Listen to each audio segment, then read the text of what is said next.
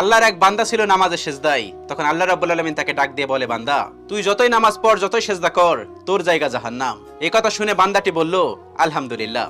আল্লাহ তখন বলে, এই বান্দা, জাহান্নামের কথা শুনে কেউ আলহামদুলিল্লাহ কয়? বান্দা তখন বলে, আল্লাহ, জাহান্নামের মালিকও তুমি, জান্নাতের মালিকও তুমি। তুমি আল্লাহ খুশি হয়ে যদি আমাকে জাহান্নামও দাও, তাও আমার আপত্তি করার কোনো অধিকার নেই।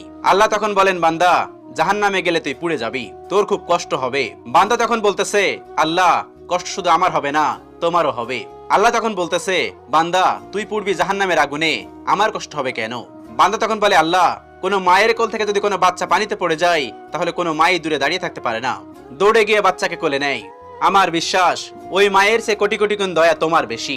আমাকে জাহান্নাম দিলে তুমিও আল্লাহ শান্তি পাবে না। আল্লাহ তখন বলে, বান্দা, এই দলিল তুই কই পাইলি? বান্দা তখন বলে, আল্লাহ, আমাদের জাতির পিতা ইব্রাহিম আলাইহিস সালাম তোমার প্রেম মুখে নিয়ে যখন নমরুদের আগুনে পড়ে গেল, তার আগেই তুমি বলে